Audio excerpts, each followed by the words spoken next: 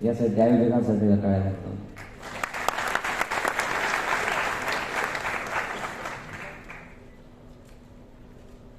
शंभूगाथा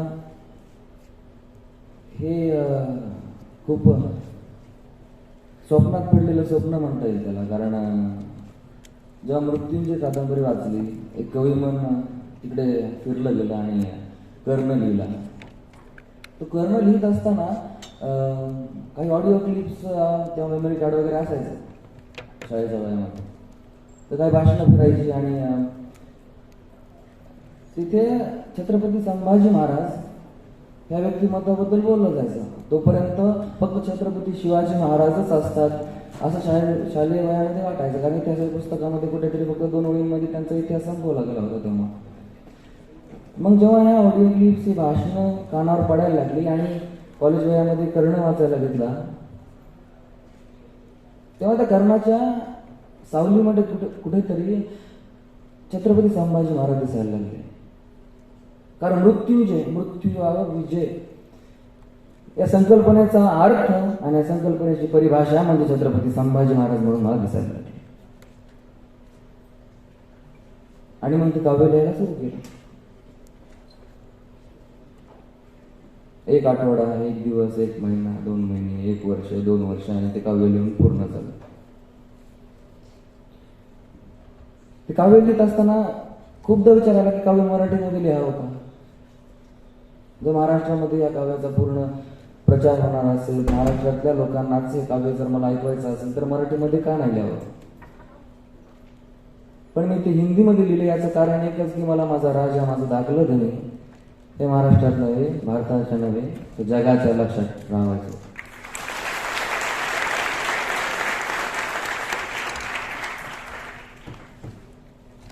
आणि म्हणून शंभूगाथा लिहिली.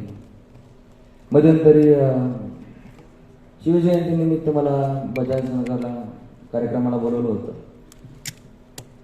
शिवजयंती निमित्त मला शंभूगाथा करायला बोलवलं, तर मी आयोजकांना विचारलं की काय हो, म्हटलं तुम्ही शंभूगाथा करायला मला इथं बोलवलंय, पण थोरल्या धन्याच्या जयंती दिवशी तुम्ही दाखल्याचं कौतुक करायला मला बोलवताय. उपक्रम खूप चांगला आहे, पण वावगं नाही का वाटतंय? तर त्यांच्या तोंडातून एक वाक्य मला येताना दिसलं की जर बापासमोर पोराचं कौतुक होत असेल तर त्याच्यापेक्षा मोठं सुख कोणत्याच बापाला.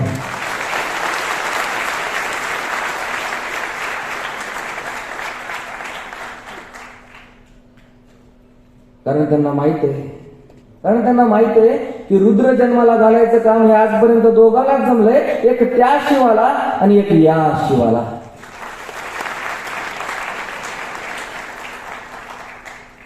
त्यावर एक विचार मनामध्ये आला की कवीच कशामुळं?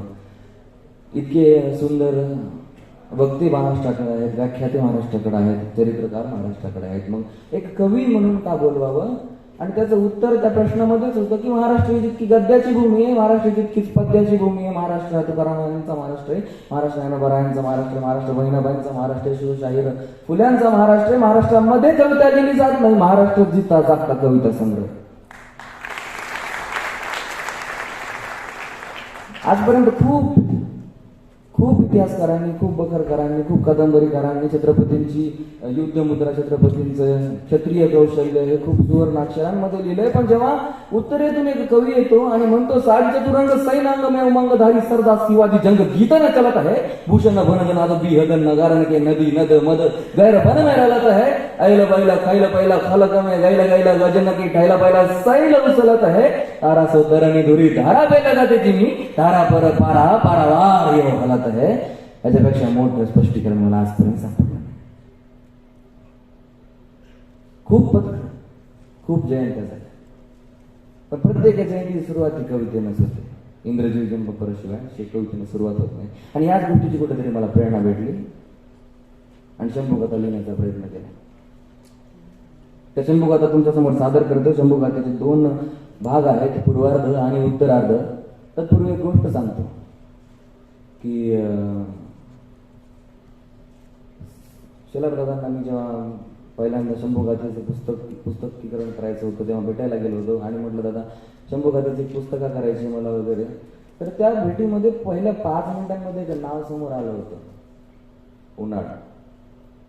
तर माझं एवढं नशीब नव्हतं की त्यांना कधी भेटावं, पण शलभदादांच्या तोंडातून एक वाक्य आलं की तुझं आणि त्याचं लय जमलं असतं म्हणे. कारण मित्र तेव्हाच असतो जेव्हा आपण मित्रामध्ये स्वतःला पाहतो. त्यांच्या गोष्टी रंगत गेल्या अर्धा तास 1 तास मी ऐकत गेलो आणि नंतर सगळं ऐकल्यानंतर एक गोष्ट कळाली की थोरल्या छत्रपती स्वतःवर किती कंट्रोल असलं ना तरी त्यांना याच्याशिवाय राहता आलं नाही, घेतलं बोलवून. आनंददादांनी एक अनंत राऊत महाराष्ट्राचे खूप मोठे कवी, त्यांनी कविता केली होती. कविता याच्या अगोदर ऐकली होती, पण जेव्हा उन्हाळ्याबद्दल मला कळालं, स्वप्नीलदाबद्दल मला जेव्हा कळालं तेव्हा वाटलं की खरंच ह्या ज्या 2 ओळी आहेत ना ह्या यांच्या मित्रांना आणि स्वप्नीलदादाला लागू पडतात. मी गायक नाहीये आणि आजपर्यंत कधीच कोणत्या कार्यक्रमामध्ये मी गाऊन कविता सादर केली नाही. आज पहिला प्रयत्न करतोय आणि तो फक्त स्वप्नीलदादासाठी करतोय. दुःख अडवायला उंबऱ्यासारखा, दुःख अडवायला उंबऱ्यासारखा, दुःख अडवायला उंबऱ्यासारखा, मित्र वणव्यामध्ये गारव्यासारखा, मित्र वणव्यामध्ये गारव्यासारखा.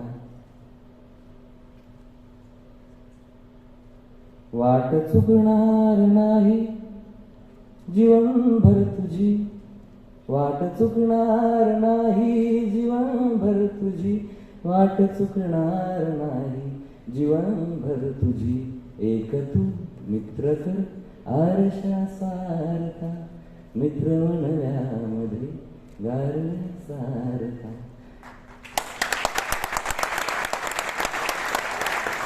आणि आजची गाथेचा कार्यक्रम मी स्वप्नीलदादाला समर्पित करतो.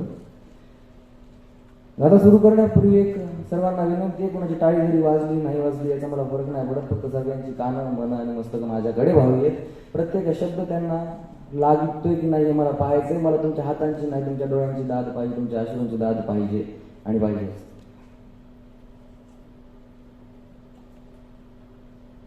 छत्रपती संभाजी महाराज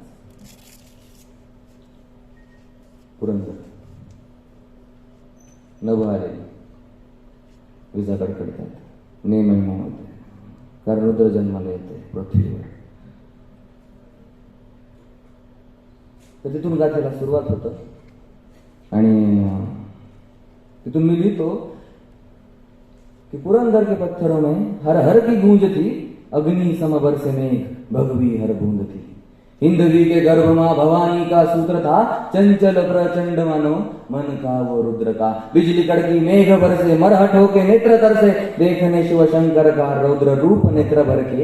हिंदवी के गर्भ में एक चिंगारी सुलग चुकी, किले के एक डाली से किलकारी गूंज उठी. शेरनी की कोख से एक बालक ने जन्म लिया, शिवजी ने खुद का अंश वसुधा को भेंट दिया. हर घर में उत्सव, हर पत्थर में उत्सव, हर पर्वत पर उत्सव, सर्वत्र उत्सव. लेकरू जन्मला आणि सगळ्यात पहिली सावली याव साहेबांची त्याच्यावर पडली कि सबसे पहले साया उस पे आदिशक्ति का पड़ा, सामने एक तेजस्वी शक्तिपीठ था खड़ा. जैसे कड़ी माँ काली के पैरों में संसार लिए, खड़ी खुद जगदम्बा जिजाऊ का उद्धार लिए. त्वरत छत्रपतीपर्यंत गोष्ट पोहोचली की पुत्ररत्न झाले आणि आनंद गगनात मावणार नव्हता कि फतवा कब का पहुंच चुका. शिवाजी राजे तक था पुत्ररत्न देखे बिन बाप कैसे रह सकता. ऐसा कोई शस्त्र नहीं जो घाव का मद समझ सके, ऐसा कोई शास्त्र नहीं जो बाप का दिल समझ सके. बारिश बन राजे निकले हिंदू वृक्ष पर्ण की ओर, जैसे निकले सूर्य देवरथ पे बैठ कर्ण की ओर. अपना ही अंश देख आंखें वैसे कर रहे, खुद का प्रतिबिंब राजे हाथों में देख रहे. तेजस्वी मुखमंडल माथे पे शिवगंध डोले, घुंघराले बाल जैसे जटा में भुजंग खेले.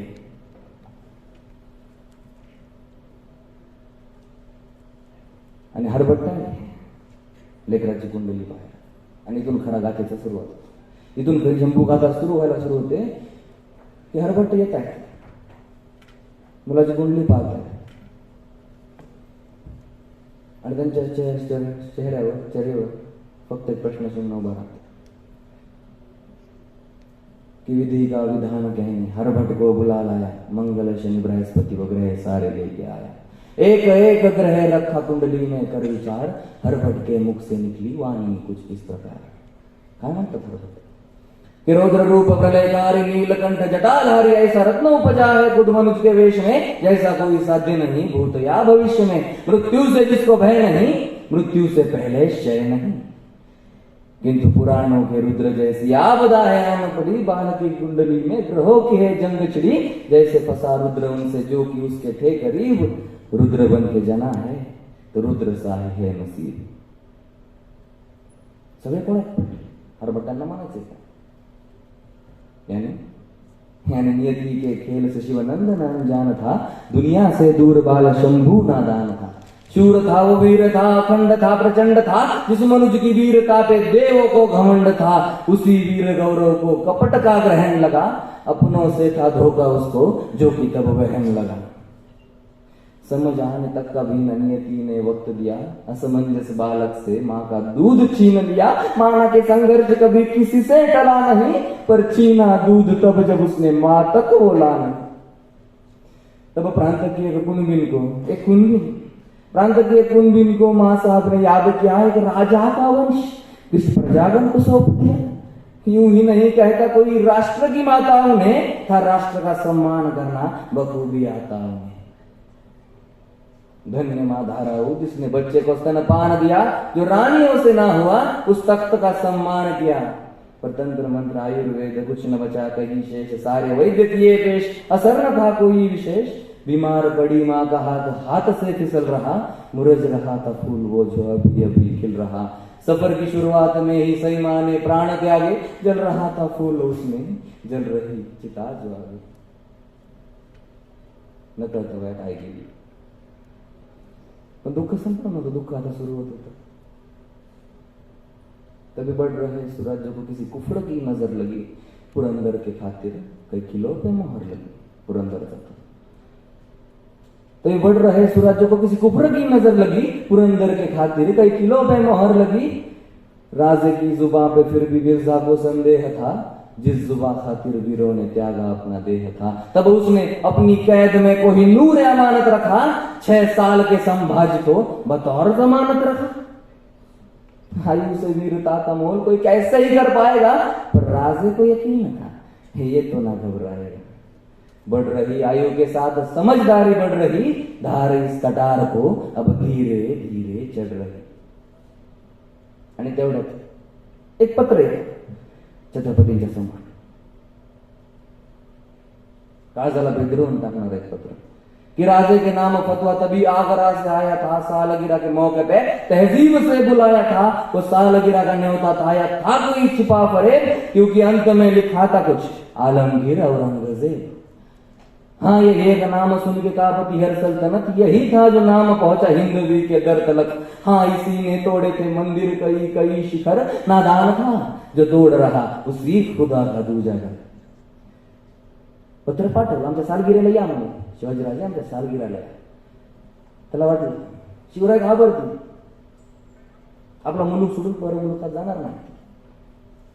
पण शिवराय आजपर्यंत स्वतःलाच घाबरले, ते म्हणजे स्वतःच्या क्रोधाला। त्याशिवाय शिवाजी महाराज कोणालाच घाबरले। पर आया शेर हिंद सिवा आया, साथ अपना छावा लाया। इंशाअल्लाह नूर देख, भगवे का सुरूर देख, दिल्ली के उस तख्त को चीरती वो नजर देख, सुरमे को जलाने वाली आंखों का कहर देख। देख आंखें फाड़ देख, देख पलके झाड़ देख, बादशाह के रास्ते का सबसे बड़ा पहाड़ देख।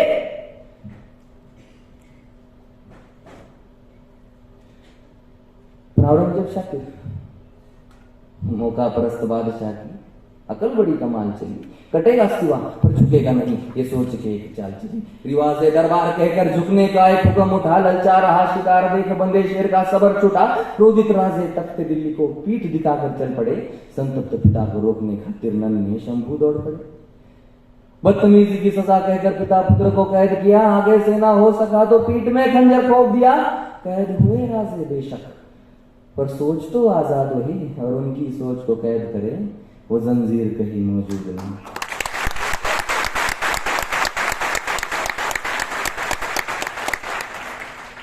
मुगल जादों का पहरा तोड़ परिंदे खप के उड़ गए, सालगिरह का तोहफा कहकर कुछ पंख अपने छोड़ गए।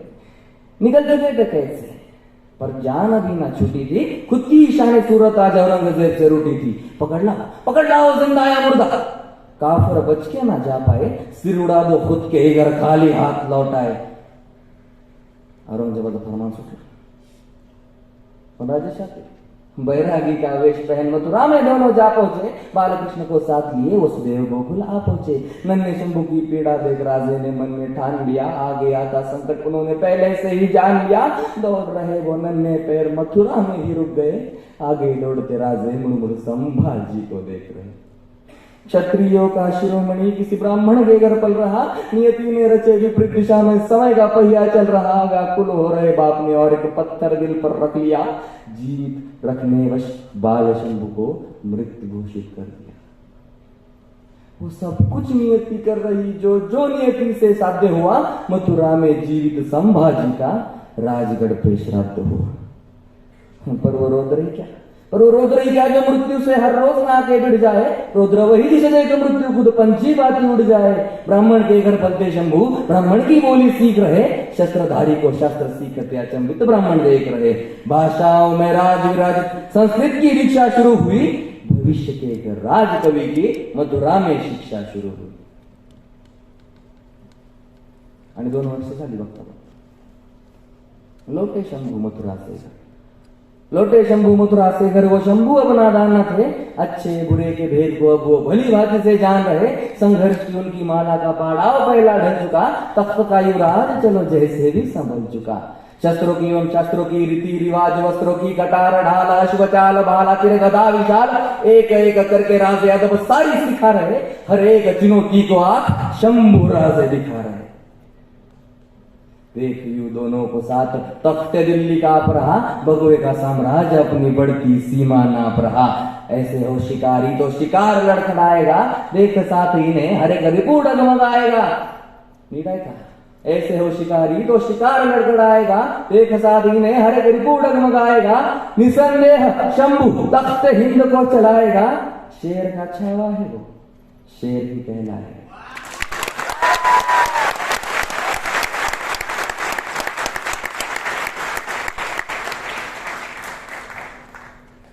तभी उत्तर से आए गागा भट्ट ने सभी के दिल की बात कही। उत्तर तुम गागा भट्ट आले काहीतरी फरमान घेऊन आपले होते कि उत्तर से आए गागा भट्ट ने सभी के दिल की बात कही। वो बात सुनते ही सबने माना, इससे बड़ी सौगात नहीं। काय म्हणले गागा भट्ट, सकल गुण मंडित श्री विराजित राजा का दे दो छत्र हमें, दे दो एक सिंहासन हक्का, जिसपे युगों तक नेत्र थमे। तो ब्राह्मण के राजा तुम, हरिजन हरिजन के राजा तुम, अंबर से लेके धरनी तक, वायु से लेके अवनी तक, उत्तर से लेके दक्षिण तक, पूर्व से लेके पश्चिम तक। तुम्ही भूपति, तुम्ही बुद्ध हो, तुम्ही सुमति, तुम्ही शुद्ध हो। हिंदू धर्म के शीर्ष शिखर पर हमें आपका नाम चाहिए, साधु संतों की इस भूमि को पुरुषोत्तम श्री राम चाहिए।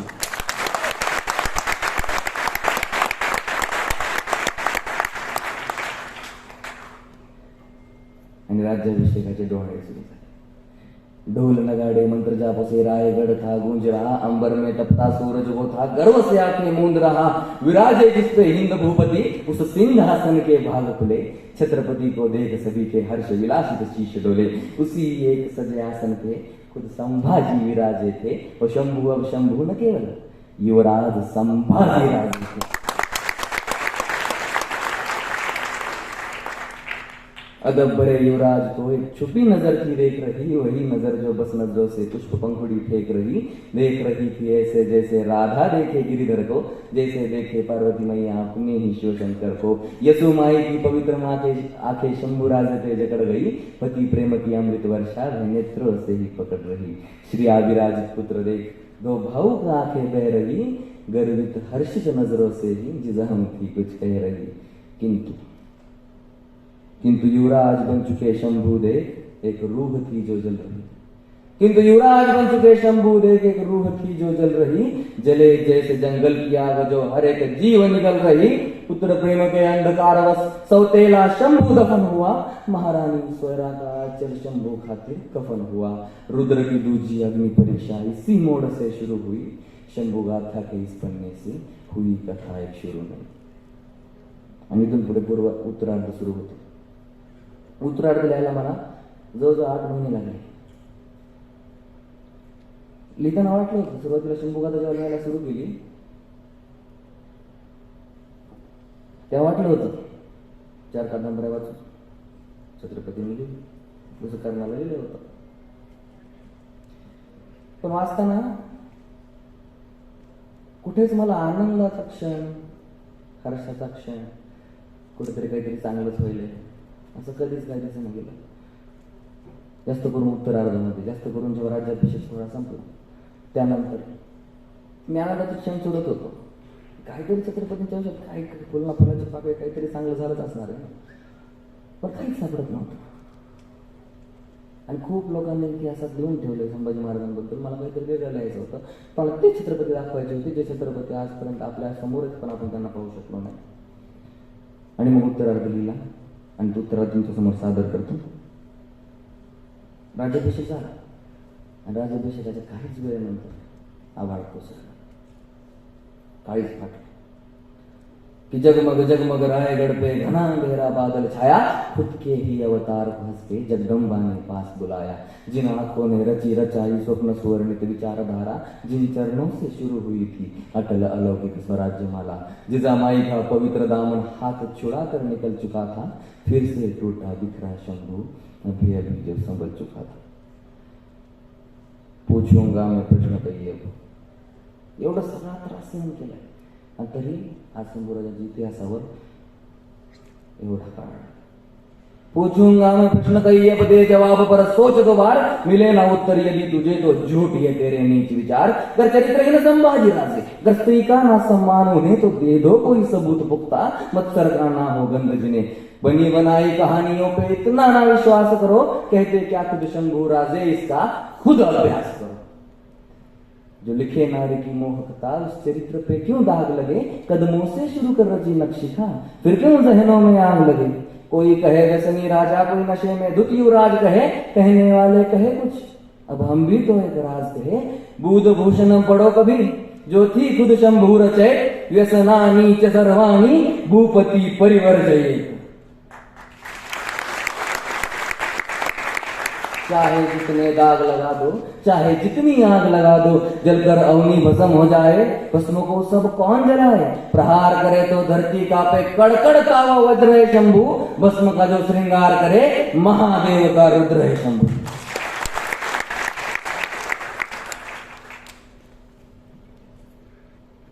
पण हे सुख, हे दुःख अपुरं पडलं की काय, तोवर संभाजी महाराजांना अजून एक संकट येऊन पडलं कि राजनीति के षड्यंत्रों का चक्रव्यूह रचा जा रहा, गैरों को अपना कहकर शंभू उसी जाल में फंसा जा रहा. नियति ने उठाया धनुष तभी और किया वार था एक घनघोर, तीर इस कदर घुसा हृदय में बिखरे टुकड़े चारों ओर. रायगढ़ की पनाह में राजे ने अंतिम स्नान किया, छत्रपति को ले जाने मानो शिव जी ने प्रस्थान किया. भराए थे नेत्र सभी के, धरती अंबर पवन समंदर अंतिम दर्शन हुए सभी के. घुट घुट कर अंदर ही अंदर शौर्य हिंद शिव छत्रपति दशरथ की भांति तड़पे थे. पुत्र की अपनी राह देखते पिता दीद को तरसे थे. राजा की होती व्याकुलता को रंकों ने धुतकार दिया, पर निश्चित अनजाने में उन्होंने मृत्यु को ललकार दिया. और कोमल मन से माफ करने वो शंभू है, प्रभु राम नहीं, जिसे क्रोधित कर पछताया तू, अवतार व परशुराम का ही. झूठ फैला इतिहास में लकर, खूप कपट, खूप घृणा त्यांच्या वाट्याला यायला लागली. कि निजी घृणा के अहंकार में कपट की ज्वाला पण पीठी. नीट ऐका, हा कट नीट ऐका, तुम्हाला समजेल आपलं कोण आणि परत कोण. कि निजी घृणा के अहंकार में कपट की ज्वाला पनपी थी और अल्पमती उन शंडों की वो चाल बड़ी ही गंदी थी. एक साथ बेईमान बोल उठे बगैर कोई शर्म धरे, क्यों ना बेखबर संभाजी को पनाला पे कैद करे. पर सेनापति सरलश्कर हम्बिर ये नाम मात्र ही स्वेर छुड़ाए, मजाल किसी की इनके सम्मुख कोई संभाजी को हाथ लगाए. 100 सुनारों की आघातों को ये लोहार ही काफी था, दुश्मन भी मौत की दुआ करे जब नाम सुने इस बागी का. औरंगजेब खुद जिक्र करे जब जब वो काटता जाल बुने, इंसान नहीं शैतान है वो जो खड़ा सिवा की ढाल बुने.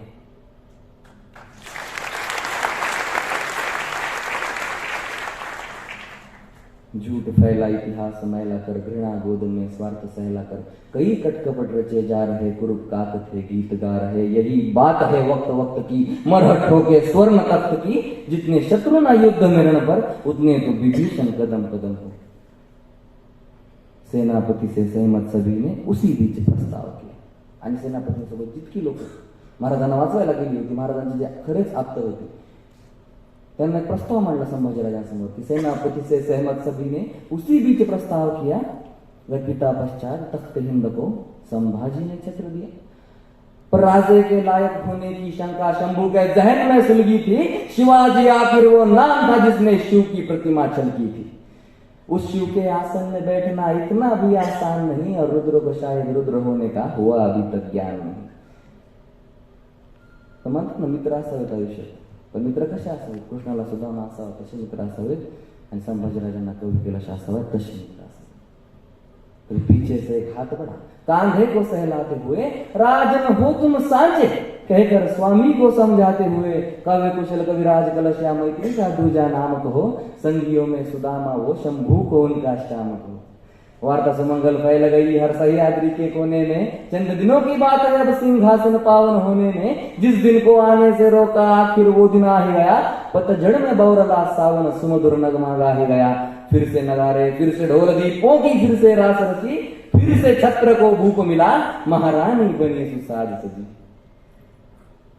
दक्खन गौरव धर्म प्रसारक गौ ब्राह्मण प्रतिपालक मालिके सिंध हिंद पद पादशाह शिवाजी पुत्र संभाजी, क्षत्रिय कुलीन काव्य कुलीन सकल गुण मंडित छत्रपती की जय. आणि घोषणा अख्ख्या जगात पसरली. वार्ता हवा के साथ साथ सब सल्तनतों में फैल गई. इथून वारा फिरला, चांगलाच वारा फिरला. कि वार्ता हवा के साथ साथ सब सल्तनतों में फैल गई, जो सोच के पासे फेंके थे वो चालबाजी खेल गई.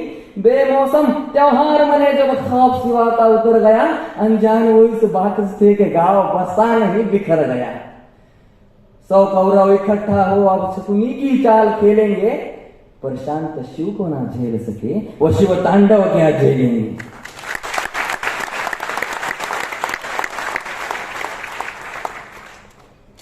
आणि या गैरसमजामध्ये सगळे निघाले. छत्रपती तर गेले, हा संभाजी एकटं करून घेतले. आम्ही त्यांना घुमालो ना, त्यांचं काय. दक्खन भूमि की ओर तभी हरे परचम में रुख मोड़ा, दक्खन भूमि की ओर तभी हरे परचम में रुख मोड़ा, संभा को कुचलने हेतुवश मुगल जादों ने घर छोड़ा. आणि ती करामत आहे का फक्त की दक्खन भूमि की ओर तभी हरे परचम ने रुख मोड़ा, संभा को कुचलने हेतुवश मुगल जादों ने घर छोड़ा. सिवा गुजरने बाद उन्होंने क्या क्या थे सपने देखे, कि चंद दिनों में खबर उठेगी, संभा ने घुटने टेके. पर मैदान जंग में शिकस्त तय है वो अंधमती के घोड़ों, हौसला कुचलना है उनका, हौसला कुचलना है उनका, तो पहले उनके गढ़ तोडो. आणि गढ़ तोडायची मोहीम सांगण्यात आली कि हौसला कुचलना है उनका, तो पहले उनके गढ़ तोड़ो. तो कौन करेगा पहल बताओ. नीट है. तो कौन करेगा पहल बताओ, किला कौन सा लेंगे हम, राम सेठ जीतेंगे हुजूर, ये शहाबुद्दीन ने ली थी कसम. रात भर की बात है कहकर 5 साल तक मुगल लड़े, एक किला ना जीत सके और दक्खन के थे पीछे पड़े.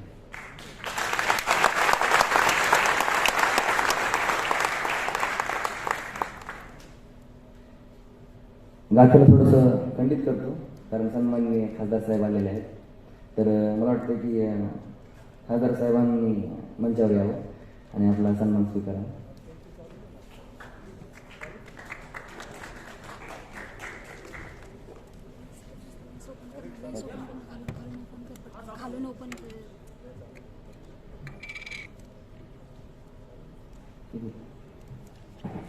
आदरणीय आपण मंचावरती येण्याची विनंती आहे. तुम्ही सन्मान घेऊयात आणि मग परत कंटिन्यू करणार आहे. पिंपरी चिंचवड शहराचं आदराचं स्थान असलेले आणि मावळ लोकसभा मतदारसंघाचे सन्माननीय खासदार आदरणीय संसदरत्न श्रीरंगाप्पा बारणे यांचा सन्मान समितीच्या वतीने केला जातो.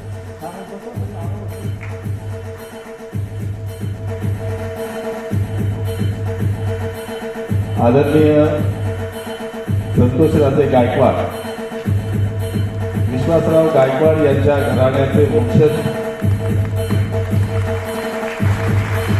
संतोषराजे गायकवाड यांच्या शुभ हस्ते त्यांना सन्मानित केले जात आहे.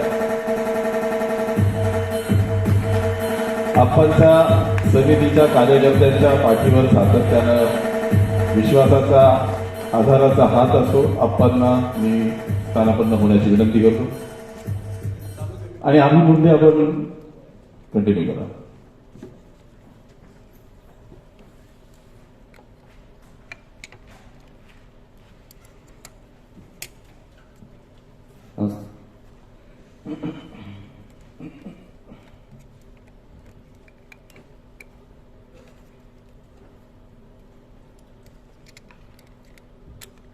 आणि या गैरसमजामध्ये शत्रू आपली चाल खेळू पाहतो आणि आपल्याला इथेच हवं होतं. दखन भूमि की ओर तभी हरे परचम ने रुख मोड़ा, संभाजी कुचलने हेतु वश मुगल जादू ने घर छोड़ा. सिवा गुजरने बाद उन्होंने क्या क्या थे सपने देखे कि चंद दिनों में खबर उठेगी, संभा ने घुटने टेके. पर मैदान जंग में शिकस्त तय है, मंदी के घोड़ो हौसला कुचलना है तो उनका, तो पहले उनके गढ़ तोड़ो. तो कौन करेगा पहले बताओ, किला कौन सा लेंगे हम, राम सेज जीतेंगे हुजूर. ये शाहबुद्दीन ने ली थी कसम. रात भर की बात है कहकर 5 साल तक मुगल लड़े, एक किला ना जीत सके और दक्खन के थे पीछे पड़े.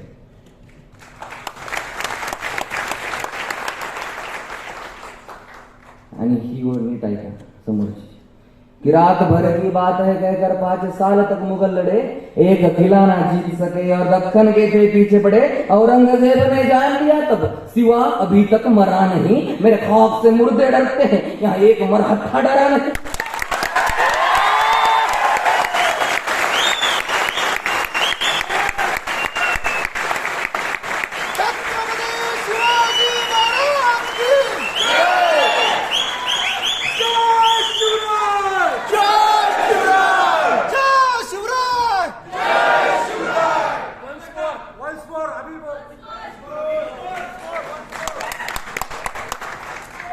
कि रात भर की बात है कहकर 5 साल तक मुगल लड़े, एक किला ना जीत सके और दक्खन के थे पीछे पड़े. औरंगजेब ने जान लिया तब, सिवा अभी तक मरा नहीं, मेरे खौफ से मुर्दे डरते हैं, यहाँ एक मरहट्ठा डरा नहीं.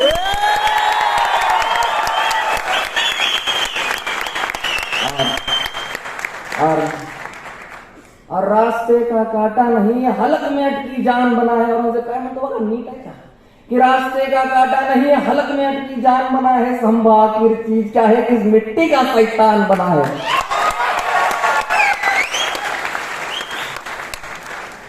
रास्ते का काटा नहीं, हलक में अटकी जान बना है, संभा आखिर चीज क्या है, किस मिट्टी का शैतान बना है. पर संभाजी को समझ सके ये तेरे बस की बात नहीं, ये पाक हिंद की मिट्टी है जहाँ तेरी कोई औकात नहीं.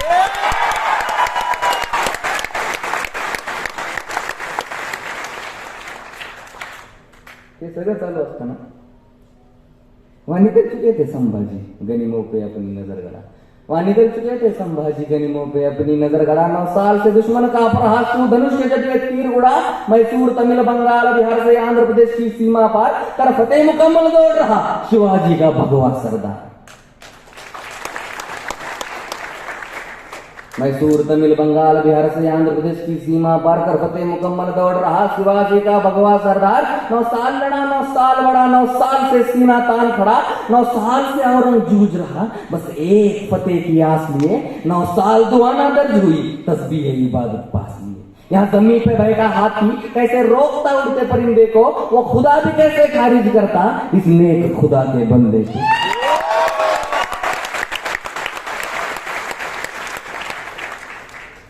आदिल कुतुब सी बडी जागिरे जिसे लेने बस 2 साल लगे. औरंगजेबाला आदिलशाही कुतुबशाही मुडकळी सांगायला फक्त 2 वर्ष लागले होते. कि आदिल कुतुब सी बडी जागिरे जिसे लेने बस 2 साल लगे, संभा का ख्याल आते ही वो किसी बच्चे सा बेहाल लगे. तेवढ्यात अजून एक संकट कोसळलं. इसी बीच आई खबर दौड़ती वाई के रणभूमि से, सालों से दीवार खड़ी जो जा मिली है इसी भूमि में. चाल मुकम्मल हुई है पर परधाम गवा बैठे हैं हम, सालार हिंद हम वीर नहीं गुरुधाम गवा बैठे हैं हम. स्वराज्याची ढाल फुटली, हंबीरराव कोसळले. आणि गगनिमांना वाटायला लागलं की आता ढाल फुटली, आता आग भेदू शकतो. पण ढालेसमोर संभाजी, फुटल्या ढालेसमोर संभाजी उभे होते. त्यांना दिसलंच नाही कदाचित की सरलश्कर पश्चात मची हलचल मुगलों के डेरे में, अब संभा की खैर नहीं, लोग फंस गया मौत के घेरे में. पण त्यांच्या काही शिलेदारांचं म्हणणं काय आलं बघा ना, जशी ही गोष्ट पुढे मांडण्यात आली की आता ढाल फुटली, आता संभाजींना आपण संभाजींना दस्त करू.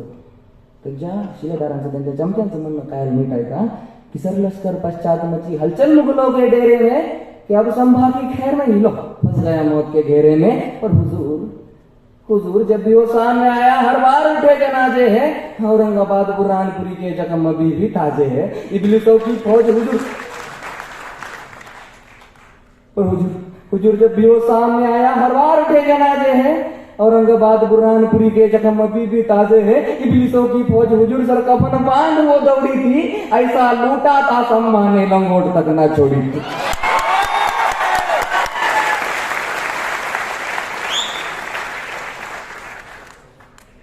तभी बड़ी बेहुदा सोच के चलते औरंगजेब ने हुक्म दिया, उम्मीद भी क्या थी उससे जिसने रिश्तों को जिंदा दफन किया. सीधे मुंह मैदान जंग 9 साल से ना हम जीत सके. औरंगजेब काय म्हणतोय कि सीधे मुंह मैदान जंग 9 साल से ना हम जीत सके, अब दुखती नस पर हाथ रखो जो दिल पर उसके बीत सके. वहां श्रृंगारपुर में अपनों ने ही छत्रपति से बैर लिया, यहाँ राजधानी को चालाकी से एतिकात ने घेर लिया. रायगढ़ पड़ गया. यहाँ राजधानी को चालाकी से एतिकात ने घेर लिया. खबर सुनते ही दौड़े संभाजी, आकुलता का बोझ लिए, वही ठान गड़ा बैठा था मुकर्रब, उसी पथ में अपनी फौज लिए. और इत्तेफाक नहीं है हरगिज, इसे सोची समझी चाल कहो, इतनी पुख्ता खबर है मतलब किसी अपने का ही जाल कहो. मुगलों के तलवे चाटे थे किसी ने जमी के चंद रिश्तों के चलते, हर बार जागीरें तबाह हुई है इन मुफलिस रिश्तों के चलते.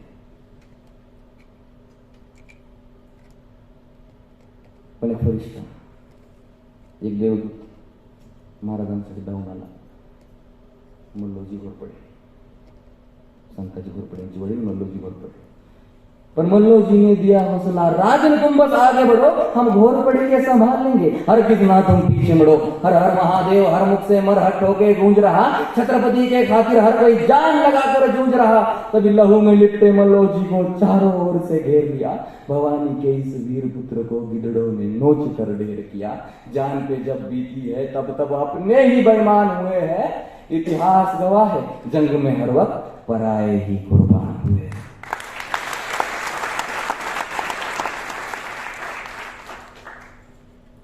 मल्लोजी कोसळले आणि छत्रपतींना घेर पडला. शंभू समक्ष नियति हो खड़ी बार बार ये पूछ रही, परिभाषा क्या है रुद्र की क्यों मृत्यु के पास ये खींच रही. जो रस्सी पड़ेगी गले में अब दे जवाब उसी में लपेट के, फंस गया इस दुविधा के चलते शेर भेड़ की चपेट में. दस्त हुआ धोखे से मगर, महाराजांना पकडलं तर खरं, पण 5-50 लांड घेऊन एक सिंहाच्या जवळ यायला लागली ना, तर सिंहानं त्याच्याकडे बघितलं तो तसंच वापस पळाला. दस्त हुआ धोखे से मगर हथियार न शंभू छोड़ रहा, करीब आ रहा शेर के जो भी रू वही छोड़कर दौड़ रहा. तभी चारों ओर से कूदे बुजदिल जैसे चींटियां शक्कर को, जिसे मुस्कदर सुन्न हुआ पानी में गिर रहा कंकर हो. कुदरत के सिवा ना खबर किसी को कि अपना राजा कैद हुआ, जिस मिट्टी खातिर लड़ा आज तक उस मिट्टी को यकीनन कैद हुआ. इस सरजमी पे अंधेरा कर वो पूनम का चांद ले जा रहे थे, छत्रपति संग स्वराज्य को घोड़े से बांध ले जा रहे थे. और आ गई वो मनहूस घड़ी, और आ गई वो मनहूस घड़ी. पण त्याच्या अगोदर मुकरबला कळालं होतं की हे सोपं नाही, समजणं म्हणून काय खायचा खेळ आहे का. पर संभा कैद करने का मतलब अच्छे से मुकर्रब जानता था, ठीक है क्या. पर संभा को कैद करने का मतलब अच्छे से मुकर्रब जानता था. गलती से किसी को खबर लगी तो खतरा सीधे जानता था. मरहट होके डर से बुजदिल रात रात भर जाग रहे, अपने मुल्क की ओर सभी के दुम दबा कर भाग रहे. और आ गई वो मनहूस घड़ी जिसे देखने की हुई भीड़ खड़ी कि कौन है ये संभाजी, कि कौन है ये संभाजी और दिखता कैसा है देखे तो, जैसा खौफ है उसका क्या सच में वैसा है देखे तो। पर मस्खरों का भेष चढ़ाकर भरी भीड़ से जुलूस निकाला मर्दानगी का इनके इन्होंने, और एक था सबूत उछाला। गालियां दी, कोई थूक रहा, कोई सर पर पत्थर फेंक रहा, पर मौजूद किसी की मजाल के आंखों में उसके देख रहा।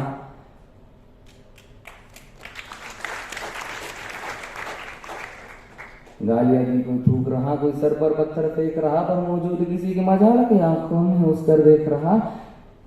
क्या दिन दिखलाया ये सोचकर वो सूरज भी शर्मिंदा था, कवि कलसन गुरु रे दखन मुठ से उल्टा बंदा था। आणि आली ती घडी. औरंगजेब छत्रपती संभाजी महाराज 23 वर्षानंतर आमने सामने.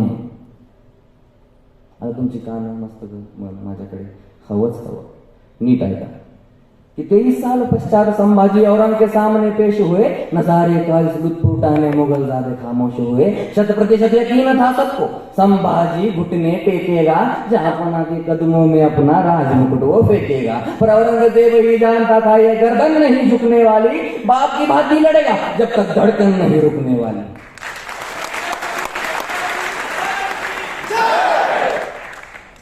आता विचार करा, हे कडवं मी मुद्दाम त्यासाठी लिहिलंय की आपल्याला गांभीर्य तोपर्यंत कळत नाही जोपर्यंत ती गोष्ट आपण डोळ्यानं पाहत नाही. कोणत्याही गोष्टीचं गांभीर्य असं ना म्हणते.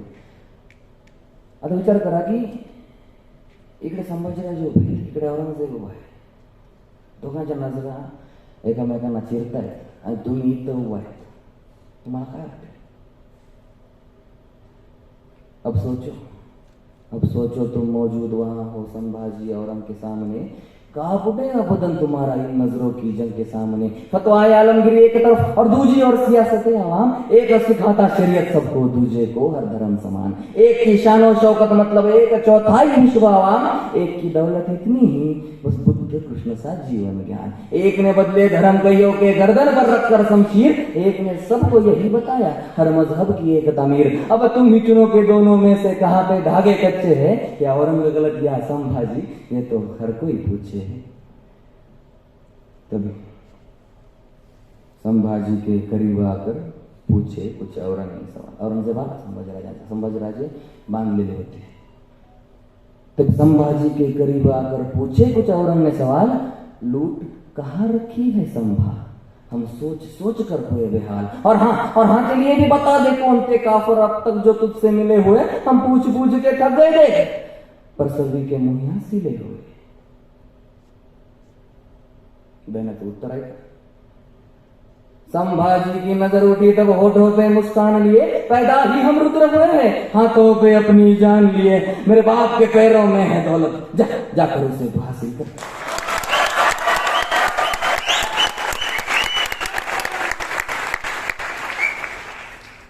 संभाजी की नजर उठी तब होठों पे मुस्कान लिए. पैदा ही हम रुद्र हुए हैं, हाथों पे अपनी जान लिए. मेरे बाप के पैरों में है दौलत, जाकर उसे तू हासिल कर. इसी बहाने कदम छू लेना, पर पहले खुद को उस काबिल कर.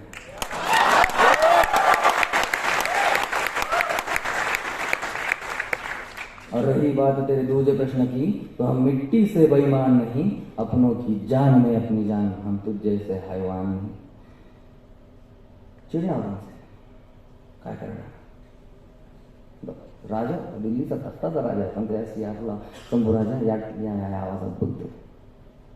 ये आग बबूला हुआ बादशाह ये अल्फाज सुनते ही. आग बबूला हुआ बादशाह ये अल्फाज सुनते ही मंशा नहीं थी उसकी एक और लफ्ज़ भी सुनने की. नजर तेरी चुप रही है हमको, ये याद दिलाती सिवा की उस. मिटाई क्या औरंगजेब का नाम कि आग बबूला हुआ बादशाह ये अल्फाज सुनते ही मंशा नहीं थी उसकी एक और लफ्ज भी सुनने की. नजर तेरी चुप रही है हमको, है याद दिलाती सिवा की उस. अभी भी उसको याद करूं तो रोंगटे होते हैं महसूस. सही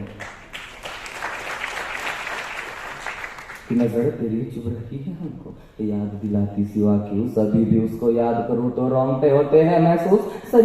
सरिया घुसा कर फोड़ दो इन्हें और न हम सह पाएंगे. जुबा काट दो काफर की ताकि हर ना कह पाएंगे. ना खून उखाड़ो खाल दे दो जब तक ना घुटने टेकेगा. हमसे बगावत का नतीजा आज जमाना देखेगा. अरे अमन, जिसने सिखाया जगत को उस कुरान का तो इल्म धरो, और कौन खुदा कहता है तुम इस हद तक गिरकर जुल्म करो।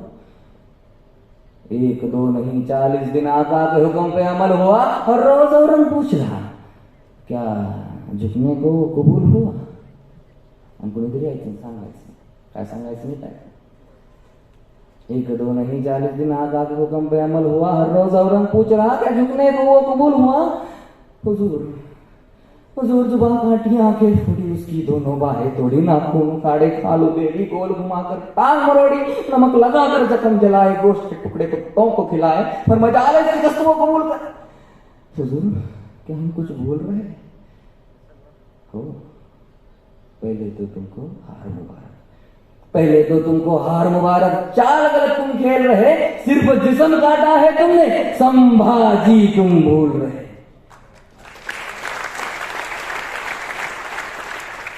हाँ, पहले तो तुमको हार मुबारक, चाल गलत तुम खेल रहे, सिर्फ जिस्म काटा है तुमने, संभाजी तुम भूल रहे।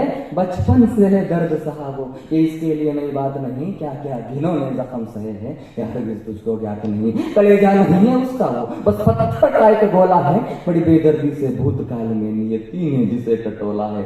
नजरों की रोशनी छीनी पर नजरिया ना तुम छीन सके, कहोगे कायर नजर को अपनी उसकी नजरों में दे ना सके। जुबा काट चलो बता दिया, तुम वाकई शास्त्र से डरते हो, हम राम कृष्ण को गाते हैं, तुम बात शस्त्र से करते हो। इतनी आयतें पढ़कर भी मुगलों के पल्ले पड़ा नहीं, इतिहास खुद एक सबूत है, शस्त्र शास्त्र से बड़ा नहीं। आणि शेवट गाथेचा नीट आहे, इतिहास खुद एक सबूत है, शस्त्र शास्त्र से बड़ा नहीं। आखिर आखिर आखिर आखिर सर कलम का हुक्म सुना, वो खुद के घमंड को मार गया, आलमगीर मुइनुद्दीन मोहम्मद संभाजी से हार गया।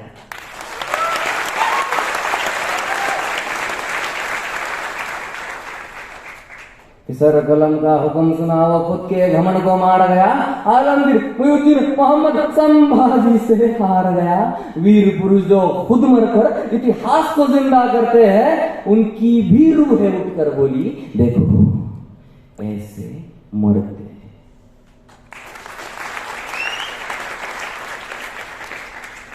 शंभूगाथा शेवट होतो, पण दरवेळेस मी दुसऱ्या 2 ओळींमध्ये गाथेचा शेवट करतो, आणि त्या ओळी मराठी आहेत, आणि त्या ओळींमध्ये मला वाटतं कुठेतरी पूर्ण जीवनाला महाराजांचा अजून एकदा न्याय मिळाला आहे। त्या ओळी तुमच्यासमोर सादर करतो आणि तुमची रजा घेतो की शौर्य पेरुनी अंकुरला रुद्र, शौर्य पेरुनी अंकुरला रुद्र, गडे पुरंदरी त्या सूर्य उगवला, जगला छावा रौद्रा सममरताना मुगली तख्त दोगवला। जय हिंद, जय महाराष्ट्र, जय शिवराय, जय शंभूराज।